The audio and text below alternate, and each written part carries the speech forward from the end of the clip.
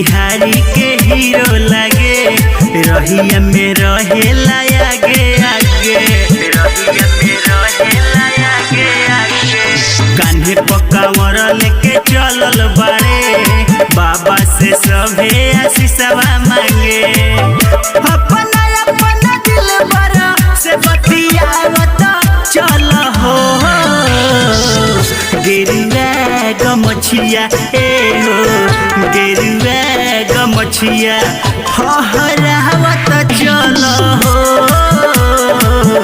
गेरुआ गमछिया फहरावत चल हो, गेरुआ गमछिया। Music by Mohan Yadav. गेरुआ गमछिया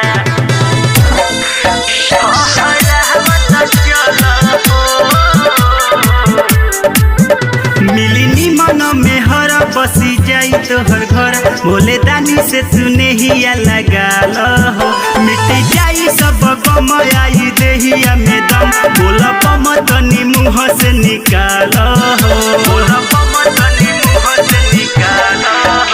बाबा हो बाबा दिल के सुकून पा गईनी, आज लागता कि जिंदगी में पून पा गईनी। झूमत तू सबका के झुमावत चल हो, गेरुआ गमछिया ए हो, गेरुआ गमछिया फहरावत चल हो, गेरुआ गमछिया फहरावत चल हो, गेरुआ गमछिया। Music by Mohan Yadav. गेरुआ गमछिया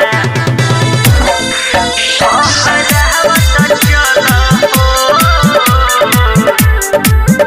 कबो हटे ना नजर निकल लागे देव घर, बिगे देहिया ई बरखा के पानी से, जवन बाटे बड़ी खास तोहर दिलवा के बात, हरा के सतोही दिह भोले दानी से। अब उनका सिवा दोसर कवन चाह नहीं के, भगती से बढ़ के दोसर कवन राह नहीं के। धर्मेंद्र कुंदन के भी बोलावत चल हो, गेरुआ गमछिया ए हो, गेरुआ गमछिया फहरावत चल हो,